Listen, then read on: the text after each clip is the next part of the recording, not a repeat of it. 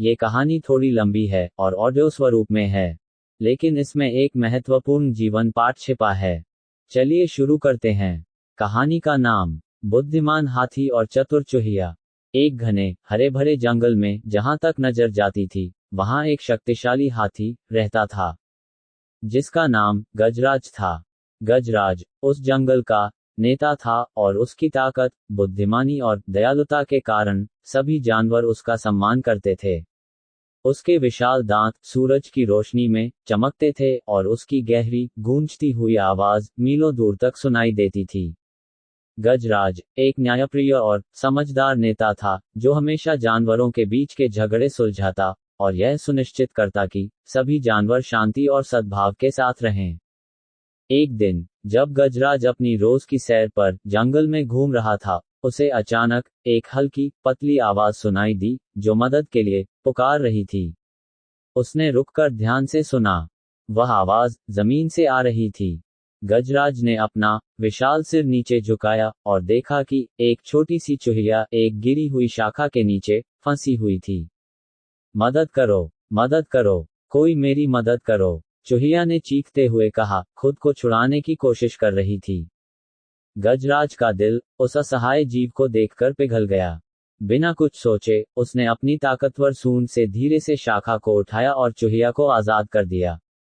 ओह, धन्यवाद, धन्यवाद, दयालु गजराज, चूहिया ने कांपते हुए आभार व्यक्त किया। आपने मेरी जान बचा ली। मैं आपका एहसान कैसे चुका सकती हूँ? गजराज ने दयालुता से मुस्कराते हुए कहा, तुम्हें मेरा कोई एहसान चुकाने की जरूरत नहीं है। हम सभी इस जंगल में एक साथ रहते हैं और एक दूसरे की मदद करना हमारा कर्तव्य है। जाओ, अपनी जिंदगी जियो। चूहिया, जिसका नाम चिकू था, गजराज की उदारता से बहुत प्रभावित हुई। भले ही वह एक विशाल हाथी के सामने बहुत ही छोटी थी, लेकिन उसने खुद से वादा किया कि वह किसी दिन गजराज की दयालुता का बदला जरूर चुकाएगी। समय बीतता गया और जंगल में जीवन सामान्य रूप से चलता रहा। जानवर अपने रोजमर्रा के कामों में लगे रहते और गजराज हमेशा की तरह उन्हें समझदारी और ताकत से नेतृत्व करता। लेकिन एक दिन कुछ शिकारी जंगल में घुस आए। वे निर्दयी लोग थे, जो जंगली जानवरों को पकड़ने में माहिर थे। शिकारी खासकर गजराज को पकड़ना चाहते थे, क्योंकि उसके विशाल दांत बाजार में बहुत ऊंचे दामों पर बिक सकते थे। शिकारियों ने जंगल में हर जगह जाल बिछा दिए, ताकि वे गजराज को पकड़ सकें। उन्होंने गहरे गड्ढे खोदकर उन्हें पत्तों और शाखाओं से ढक दिया, ताकि जानवरों को उनका पता न चल सके। गजराज, जो हमेशा सतर्क रहता था, इस जाल में फंस गया।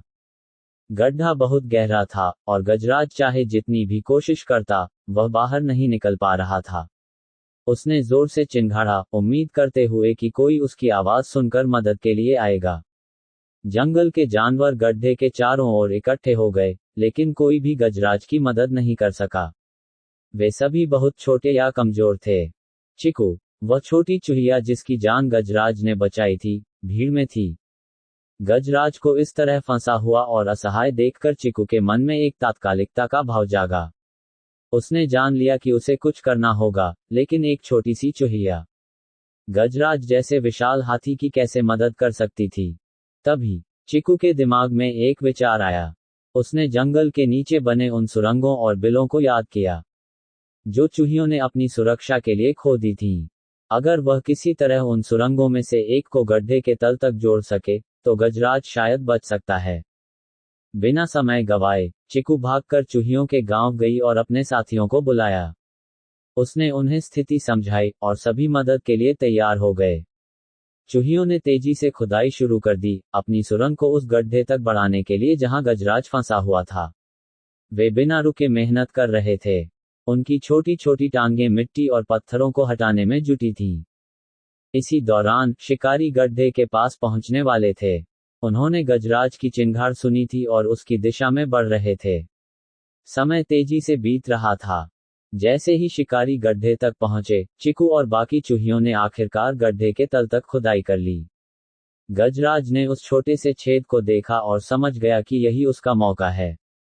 बहुत कोशिश करके उसने अपने विशाल शरीर को सुरंग के माध्यम से निकाला और ठीक उसी समय गड्ढे के दूसरी तरफ बाहर आ गया, जब शिकारी वहां पहुंचे। शिकारी गड्ढे को खाली देखकर हैरान रह गए, और उन्हें कहीं भी गजराज का कोई निशान नहीं मिला। वे निराश और हारकर जंगल छोड़कर चले गए और उन्होंने वादा किया कि वे कभी वापस नहीं आएंगे।